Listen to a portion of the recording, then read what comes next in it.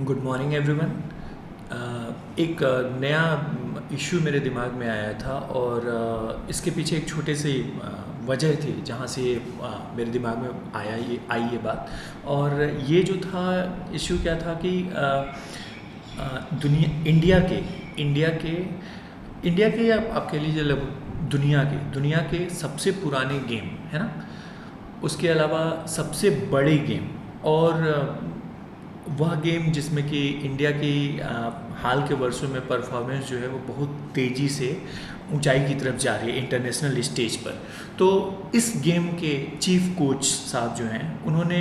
मेरी मुलाकात हुई, हमारी अच्छी जान पहचान है ना। तो मेरी मुलाकात हुई और उन्होंने मुझसे मतलब बातों बातों में एक बात कही कि दीपक जी एक बात बताइए कि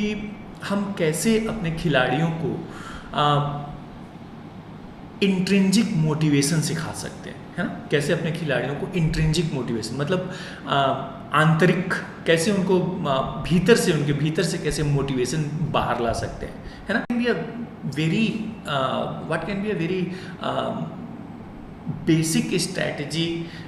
strategy that can work with the athletes and work specifically on intrinsic motivation, है ना। तो इतना सारा सोचने के बाद से मेरे समझ में ये आया कि एक तरकीब है जो कि इंट्रिंजिक मोटिवेशन पर काम करेगी, ठीक है। और वह तरकीब है गोल सेटिंग, ठीक है, लक्ष्य निर्धारण। क्यों?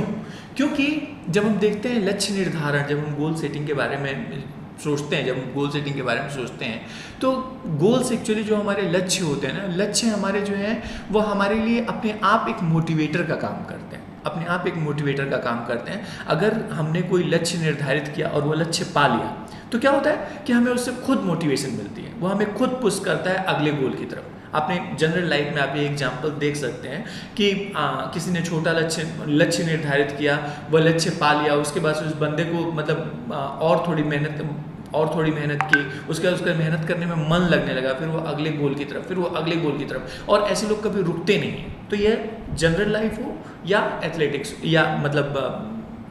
ये अपना स्पोर्ट्स हो, वहाँ पर ये चीज़ हमने देखी है। तो लक्ष्य निर्धारण जो है वह एक बहुत सटीक तरीका है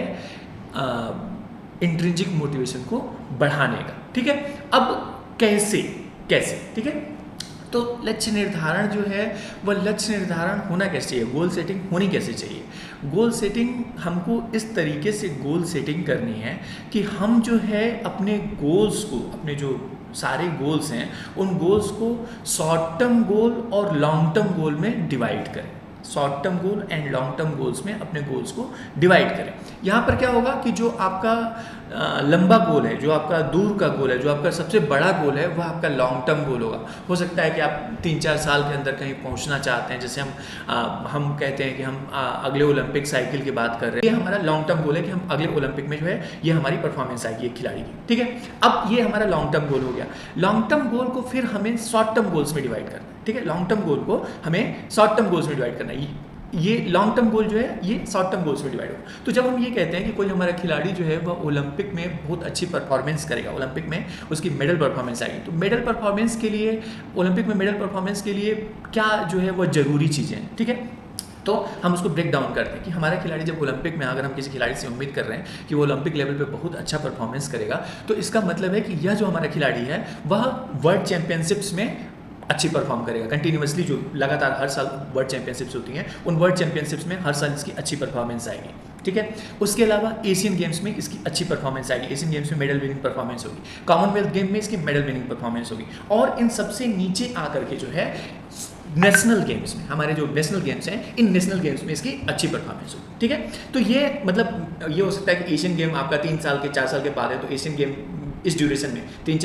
साल 4 साल के बाद एशियन गेम है, तो एशियन गेम में उसकी अच्छी परफॉर्मेंस आएगी। हो सकता है कॉमनवेल्थ गेम 2 साल 3 साल की ड्यूरेशन में कॉमनवेल्थ गेम में अच्छी परफॉर्मेंस आएगी। वर्ल्ड चैंपियनशिप हर साल होती है, नेशनल गेम्स हर साल होते हैं, ठीक है। तो ये हमारा, अब हमने ओलंपिक का जो लॉन्ग टर्म हमारा ड्रीम परफॉर्मेंस है उसको हमने 3 साल के, 2 साल के, 1 साल के गोल्स में डिवाइड करिए, ये हमारे शॉर्ट टर्म गोल्स है, ठीक है। अब हम ये कह रहे हैं कि हमें नेशनल में अच्छी परफॉर्मेंस है। नेशनल में अच्छी परफॉर्मेंस का मतलब ये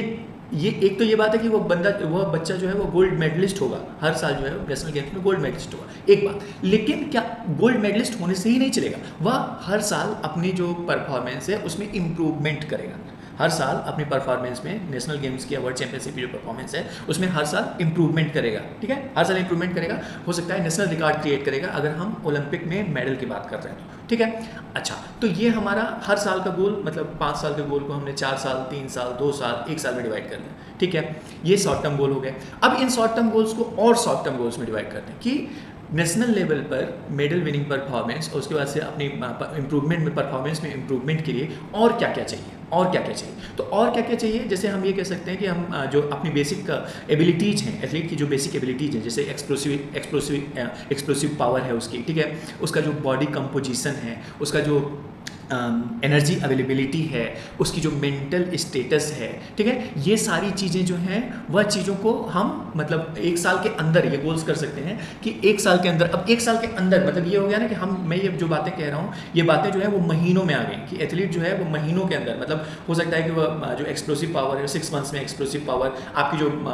अब एक्सप्लोसिव पावर और उसके नीचे और आके कि ब्रॉड जंप, ठीक है, आपकी सटल रन है ना, सटल रन, एजिलिटी, आपका 1 RM स्ट्रेंथ एंड कंडीशनिंग, मतलब स्ट्रेंथ के अंदर आपका 1 RM, ठीक है। तो ये जो है इसका मतलब कि हम जब कह रहे हैं कि नेशनल गेम में परफॉर्मेंस इंप्रूवमेंट होगी हर साल, तो इसका मतलब है कि एथलीट जो है इन सारे पैरामीटर्स पर महीनों के अंदर, है ना, कि हम ये कोशिश कर रहे हैं कि 6 महीने के अंदर हमारा 1 RM इंक्रीज हो जाएगा, हमारी एक्सप्लोसिव स्ट्रेंथ इंक्रीज होगी, हमारा ब्रॉड जंप इंक्रीज होगा, हमारी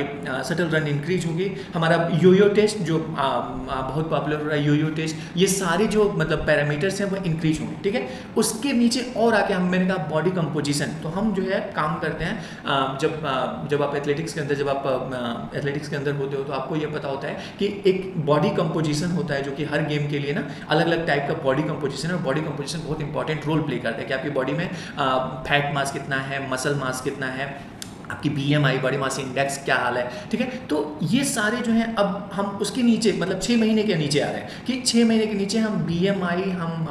मसल मास, फैट मास, इनके ऊपर काम करने की कोशिश करें। और जब इसके नीचे और आएंगे तो इसके नीचे BMI के नीचे आपका आ गया, जब हम स्ट्रेंथ और इन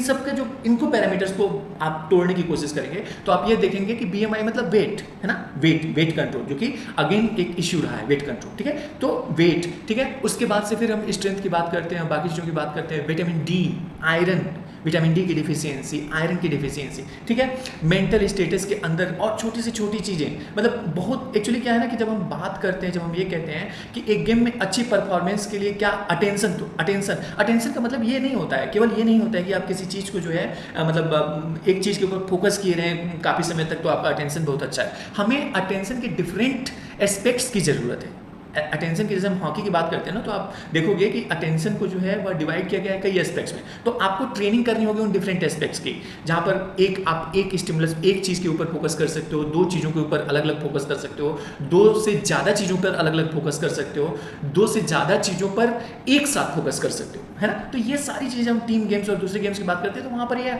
एलीट परफॉर्मेंस के लिए ये बहुत ज़रूरी पैरामीटर्स हैं, ठीक है। तो क्या किया कि मैंने 6 महीने के गोल को महीनों के गोल में लाया, और मतलब वेट, ये अटेंशन के पैरामीटर्स, ये आपके जो डिफरेंट 1 RM है आपकी, मतलब हो सकता है कि अगर आप किसी भी गेम के अंदर आप थ्रोज के अंदर हैं, आप लिफ्टिंग के अंदर हैं, आप बॉक्सिंग के अंदर हैं, तो हर गेम के आप 15 दिन में थ्रो चेक करते हो, ठीक है। एक क्वार्टरली थ्रो चेक होते हैं, क्वार्टरली आपके मतलब जो भी गेम के अंदर हो आप क्वार्टरली उसके मेजरमेंट्स करते हो, तो क्वार्टरली गोल रखिए कि there will be this much improvement in my performance, ठीक है। तो यानी कि लॉन्ग टर्म गोल को शॉर्ट टर्म गोल में और शॉर्ट टर्म गोल को शॉर्टेस्ट टर्म गोल में डिवाइड करेंगे, ठीक है। तो क्या होगा कि हमारे पास मतलब बेसिकली कुछ ऐसा होना चाहिए जिसको कि हम हर वीक कर पाए, हर वीक में इंप्रूवमेंट चेक कर पाए, क्योंकि अगर आपका हर वीक किसी चीज़ में आपके थोड़ा भी माइन्यूट सा भी इंप्रूवमेंट हो रहा है तो वह इंप्रूवमेंट जो है आपके लिए मोटिवेशन होगा, क्योंकि वह जो हम कहा जाता है ना कि बूंद बूंद से सागर भरता है, तो वह बूंद बूंद ऐड करोगे, और वह बूंद बूंद अगर आप 2 महीने 3 महीने तक आप ये लगातार करते रहे तो एक दिन पता चलेगा, 3 महीने बाद जब आप अपने देखोगे तो आप देखोगे आपके अंदर सिग्निफिकेंट इंप्रूवमेंट आ गया है, और वह सिग्निफिकेंट इंप्रूवमेंट जो है वह सबसे बड़ा मोटिवेटर होगा, वह आपको यह एहसास दिलाएगा कि अगर आप इतना कर सकते हैं तो आप बहुत आगे तक जा सकते हैं, और वह जो है तब जाके आपकी, हम कहते हैं इंटरनल मोटिवेशन जो है, आंतरिक मोटिवेशन जो है वह तब पैदा होगा, है ना। तो ये जो है बेस्ट तरीका है